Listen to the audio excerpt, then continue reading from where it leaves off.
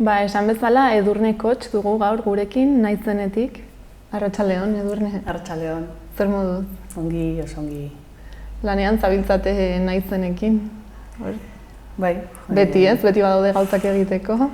Bai, niri tokatu zaintzait honetan sartzea, ondela 4 urte deskurritu nuela mundu hau existitzen zala, ateak zabaldu nizkion, begiak baita ere, bihotza erabat zabaldu nion ere, eta hemen gaude jotake errealitatea ezagutarazteko lanean. Bai. Zenbat pertsona zaudete oraintxe bertan naizenen badakizu? Bueno, zaila izaten da hori kalkulatzea, jende asko jotzen duelako gugana aholkularitza eske. Zalantzak dituen familia asko jotzen du gugana.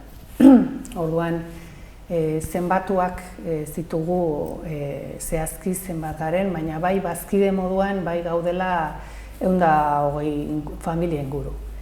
Orduan 4 urtetan 8 familia izatetik, gaur egun 120 familia izaterako hazkundea izan dugu, ez?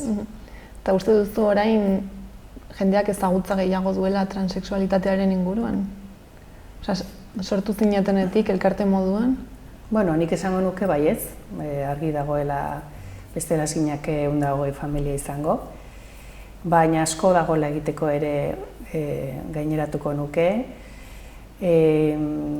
Ondela 4 urte sortu ginenean, berez 5 urte da sortu ginela, ni 4 urte bat beranduago sartu nintzalako elkartean, baina elkartea 5 urte jaio zela, errealitate honen inguruan inork ez zuen hitz egiten, existituko ez balitz bezala bizi ginen gizarte honetan, eta gaur egun gutxienez, transexualitate haurtzaroan edo nerabezaroan lantzen duen profesionalak badaude, eta gaia komunikabideetan agertzen da askotan, eta behintzat entzuna bada, eta profesionalen artean lantzen hasia den gaia bada. Beraz, 5 urtetan aurrera pausoak egin ditugu bai. Dena den, uste duzu oraindik jendeak badituela igual ideia ez zuzenak edo gauza batzuen inguruan jendeak ez duela errealitatea ongi ezagutzen? Bai, noski baietz.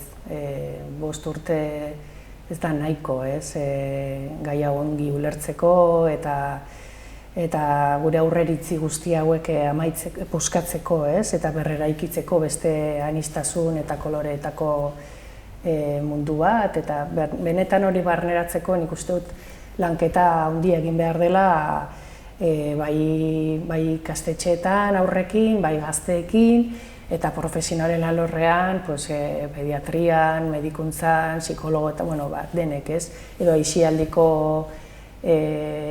guneetan ere hau lantzea komenigarria da, eta hortan indarra jarri nahi dugu, ez? Importantea dalako gure aurrak, oso importantea da familian onartuak eta maitatuak izatea, hori da transexualitate egoeran dagoen haur batek behar duena, berez? Bere gurasoek onartzea, bere inguruak onartzea eta den bezalakoa maitatzea, baina gero etxetik kanpo ere babes hori eta koltxoi hori jasotzea oso garrantzi handikoa da, ez?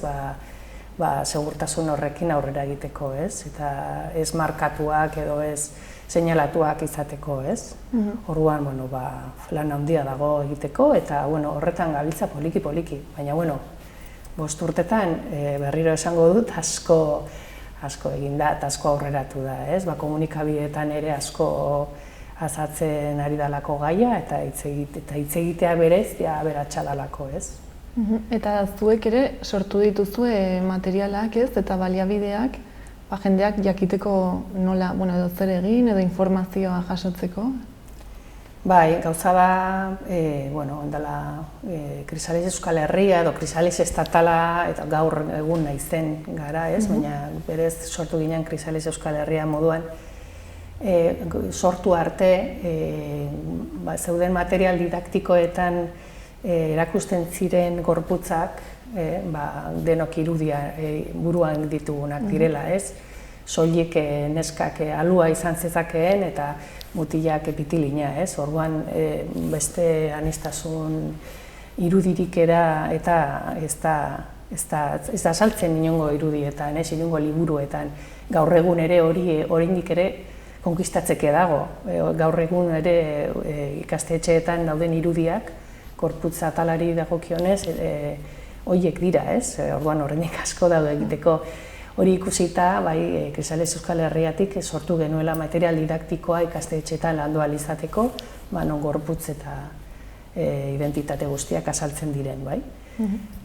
Horretaz gain material gehiago eta informazio gehiago sortu dugu, material didaktikoa idatzizko gain ikus bideoak eta tutorialak eta elkarrezketak eta dana sortu dugu informazio eta asko sortu dugu eta dana webunean dago noski edonorendako eskuragarri. Eta adibidez ikastetxeetatik eta horrela jotzen dute zuengana material hauek eskuratzeko? Informazio eske asko jotzen dute gugana, bai. Batik bat irakasleek, ez? Zalantzarekin edo bertako ikasleen batekin realitate hau ondo hobeto ezagutzeko edo antzematen dutelako ikasleren batek izan zezakeela horrela gai honekin loturaren bat. Orduan bai, jotzen dute gugana, eskatzen digute informazioa, eskatzen digute baliabideak, eskatzen dizkigute, eta arazorik gabe eta horretarako gaude gainera, hori eskertuak gainera, ez, gugana jotzen dutelako. Beti ibili beharko zarete ez, material berriak sortzen ere, eta baliabide berriak? Berez, materiala hor dago berria ez da behar. Lehen hezkuntzan batik bat ikasten delako gaia da, ez, gorputzen atalak. Eta, sortua dago, eta hor dago materiala. Gero, errealitatea hau ezagutarazteko beste modu batzuetako bideoak eta elkarrizketak eta bizipena, adibidez gaur egun daukagun webunean bizipenak ere irakur daitezke, bizipenetan oinarritutako errealitateak hobeto ulertzen dira baita ere, errazten dutelako ulermena. Guzti horiek berritzen eta hobetzen goaz, pixkanaka. Eta orain, hemendik urte bukaerara, prestatu duzuen dokumental bat, ez? Emango da Iruñean? Bai, guk ez dugu prestatu. Duela urte pare bat, Iruki taldeak sortutako dokumental bat da, transformatzen tituluarekin, transexualitatea lantzen duen dokumentala da, ikuspegi desberdinetatik lantzen da dokumental hau. Eta bertan indarra handia duen dokumentua da, bertan bizipenak eta bizipenetatik oinarritzen delako.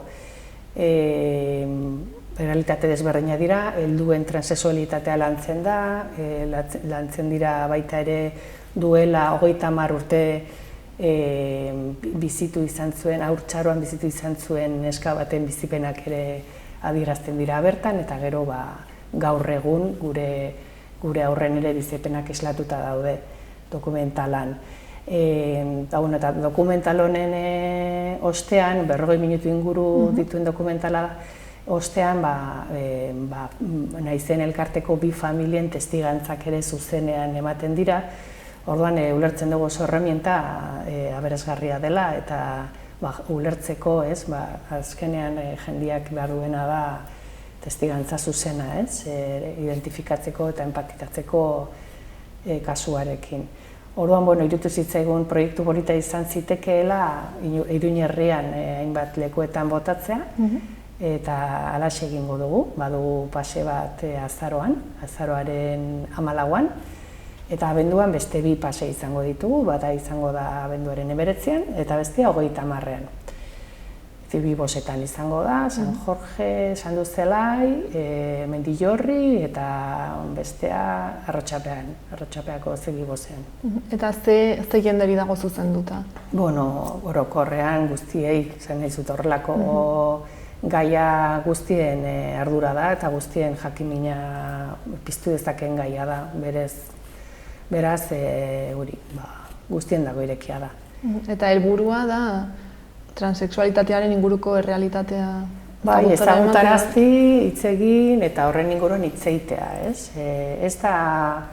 Gainera esan bezala dokumentala honetan hainbat ikuspegi desberdin lantzen dira, orduan da pixkat hori mahai gaineratzea, publikoari erakustea, eta gero publikoarekin batera feedback egotea eta elkarrizketa bat sortzea eta gaiaz hitz egitea.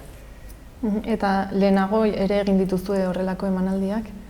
Bai, egin izan ditugu, bai. Euskal Herrian barna gainera, Gipuzko aldean oraintxe eskaera asko jasotzen ari gara, eta bai, eta gero, hemen Iruñan ere iaz urrian edo uste dute bota zela emanaldi bat, Afaian hemendik gutxira ere 10 egunetara botako dugu. Bai, ari da mugitzen. Eta zer nolako harrera izan du orain arte? Oso harrera polita, esan bezala testigantzatan oinarritutako dokumentala dalako eta oso amenoa da eta oso zuzena da, orduan jendeak berehala ulertzen ditu bertan azalarazten diren bizipenak, ez?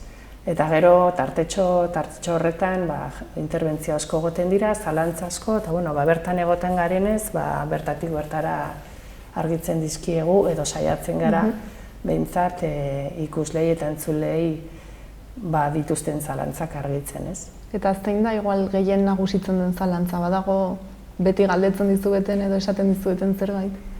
Bai, hain txikia eta jada esaten dizu ez zer den. Ez hori da gehien galdetzen digutena. Bai, eta erantzuna da baietz, garai hortan formatzen dela gure identitate sexuala eta karo, txiki horrek ez badu identifikatzen bere identitatea jaiotzerakoan ezarri zaionarekin noski inkonkurrentea izango dela eta talka ingo duela eta nolabait jakinarazi beharko duela bere ezin egon hori eta bere zeno hartzearen hori ez, orduan modu batea edo bestera adieraziko du, ez bada hitzez, adieraziko du beste egon ezinarekin edo eta azkenean beti azaltzen da goiz edo beranduago identifikatuko du zer gertatzen zaion eta jakinaraziko du bai. Hori da jendea gehien harritzen duena, hain gaztetik jakitea ja... Bai, hori da gehien egiten den galdera. Eta adibidez, galdetzen dizuete nola identifikatu hitzez esaten ez badute, ez? Azkenean jarreragatik igual pentsa dezakezu beste edozein gauza izan daitekela edo ez? Bai, ni adibidez esan bezala duela 4 urte, 8 urtetako alaba dakat, zakila duen alaba dut, ondala 4 urte jakinarazi zigun, eta gure pistak ematen 2 urte zituela hasi zen, baina espero ez duzun gauza bada, inork ez duelako, espero, agian gaur egun gehiago hitz egiten da, eta espero ezakezu, baina orain dela 4 urte guk ez genuen espero hau, ez? Eta elkartean geunden familia gutxik ere ez genuen espero, ez zegoen informaziorik, eta hasten zaizuenean guk zuk ustez daukazun semea alaba neska badela esanez,